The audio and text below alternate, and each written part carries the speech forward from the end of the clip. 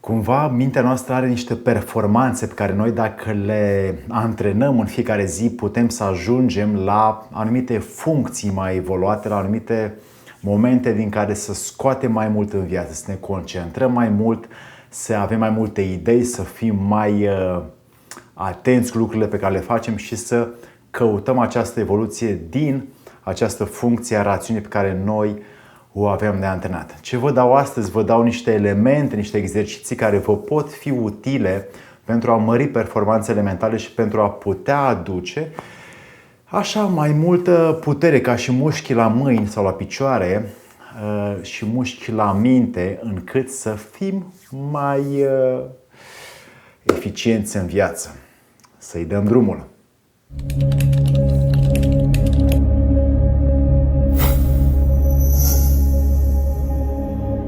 Dragii mei prieteni, vă dau astăzi 5 exerciții practice zilnice pentru performanță sau pentru putere mentală. După cum bine știm, sunt oameni din știință, din prieteni cunoscuți chiar, care și-au antrenat mintea sau creierul foarte bine și reușesc să memoreze foarte mult, să calculeze foarte repede, să aibă o serie de idei foarte bune. Deci ei și-au dus cumva la o limită, la extrem, puterile mentale și ne întrebăm cum au ajuns ei acolo. Ei bine, la unii este nativ, la unii este prin muncă, prin multe exerciții care aerisesc foarte bine creierul, care fac ca acest corp calosum dintre emisfere să funcționeze mai rapid, acel mănunchi de terminații nervoase care leagă emisferele să funcționeze mai repede și să poate emisferele să facă corelație pentru a funcționa creierul mai activ, mai rapid, mai energic, mai productiv. Din acest motiv vă dau vouă astăzi aceste 5 exerciții care vă pot, sau le puteți practica voi zilnic și vă pot antrena mintea și creierul să vă aduceți productivitatea mai bună în viața voastră. 1.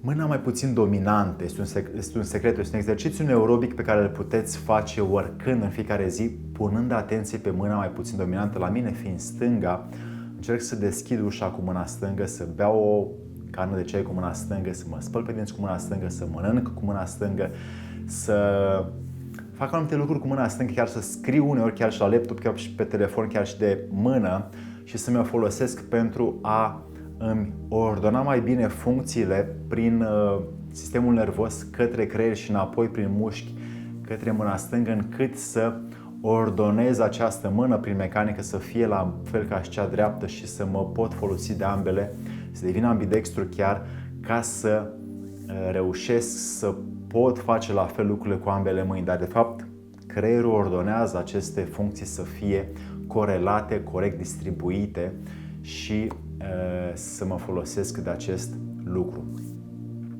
2. Respirațiile. 14 expirații fără gânduri, expirând și inspirând pe nas, fără să am sau fără să las sau fără să plec cu vreun gând. Scopul este un exercițiu budist să ajungi la 14. Ei îl fac până la 21. Este o cifră simbolică pentru ei. Puteți să începeți cu 5, cu 3, cu 8, cu 10, iar la 14 să încercați să mai faceți încă un șir de câte 14 până când observați că puteți să vă mențineți atenția, puteți să faceți cu ochii închiși sau deschiși până când reușiți să nu lăsați să intre gânduri atunci când inspirați și expirați fără sau cu atenție pe nas, cum intră aerul și cum iese aerul, și să căutați să fiți atenți la acest proces încât să înlăturați gălăgia, forfota mentală, să vă purificați mintea și să vă hrăniți mintea și să vă perfecționați mintea prin a inspira. E formă de meditație care o puteți face chiar și la volan uneori, chiar și la, bine, nu chiar că vă recomand la volan, dar puteți face pe stradă, la calculator uneori când lucrați acasă, oricând doriți dumneavoastră. 3. Echilibru între emisfere. Emisfera dreaptă se ocupă de partea creativă, de partea inovativă, de idei, de așezarea lucrurilor în scenă, și emisfera stângă în mintea noastră se ocupă de limbaj, de asocieri, este mintea formativă, este mintea logică. Între ele este un corp callosum, un mănânc de terminații nervoase care face legătura și care are ca funcție să lege amintirile de noile experiențe sau trecutul de viitor, prezentul de trecut, prezentul de viitor și tot face aceste corelații într-una de cum formăm idei, cum asociem idei, cum creăm idei. Da, acest corp callosum asta face. La femeie este mai gros, la bărbați este mai subțire. Din acest motiv, femeile pot face mai multe lucruri decât bărbații. Exercițiile aerobice, exerciții între emisfere, vă dau, să spun, 3 care vă pot fi utile. 1. Mâna stângă, degetul mic, mâna dreaptă, degetul mare. Și schimbați. Și fiți atenți la acest proces. Da? Îl puteți face și mai repede până când mintea începe să funcționeze corect. Alt exercițiu, morișca. Puteți faceți morișca cu mâinile. Da? Și după aia să încercați cu o mână să faceți invers. Da? Și dacă faceți invers, iarăși mintea își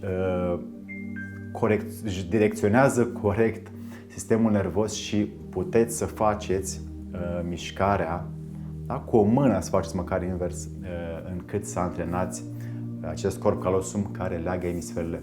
Al treilea exercițiu, cel mai simplu, cred eu, este degetul ăsta și degetul ăsta să schimbați. Da? Îl puteți face oricând.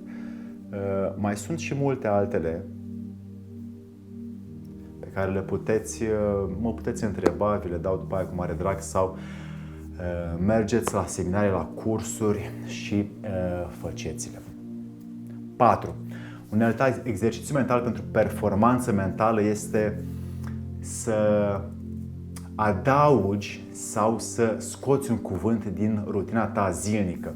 Din acest motiv, ai la îndemână cuvinte pe care vezi că le folosești des și le poți scoate. De exemplu, trebuie sau poate sau cred sau știu sau eu. Da? Poți să scoți unul din aceste cuvinte într-o zi și să fii atent la cuvintele pe care le rostești, încât să nu folosești cuvântul impus de tine cu o zi înainte sau dimineață, încât să-ți antrenezi mintea să fie atentă la ce vorbește. În același motiv poți să și adaugi. Poți să adaugi, de exemplu, când stai de vorbă cu cineva, să adaugi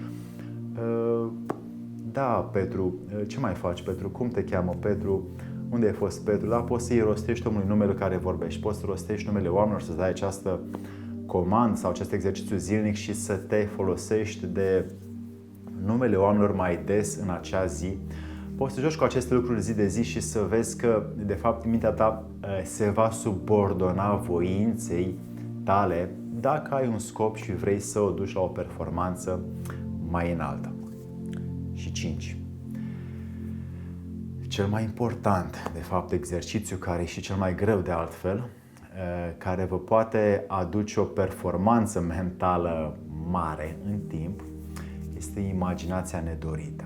În engleză, acum acest trend în ultimii ani de daydreaming, că să visezi cu ochii deschiși, să te gândești la ce îți vine în cap, la ceea ce ți-a apărut în minte și ai plecat, la ceea ce de fapt nu este în fața ta. Da? Să îți lași mintea să cutreiere, să se ducă la tâmpenii, la gălăgia ei, la forfota ei, la inutilitățile pe care uneori le propagă și din neatenție noi plecăm în acea direcție fără să fim atenți la ce avem în fața noastră, la ce simțuri folosim, la ce există, la ce avem de făcut. Chiar ne trezim uneori la serviciu, la job, că facem o imaginație nedorită, stăm cu mintea în altă parte, când noi de fapt trebuia să terminăm acel proiect. Da? Aceste lucruri sunt la toți oamenii, nu avem de la cine să le învățăm, însă puteți să exersați, măcar să observați, să vedeți când ea pleacă pe ulei aiurea și să o opriți.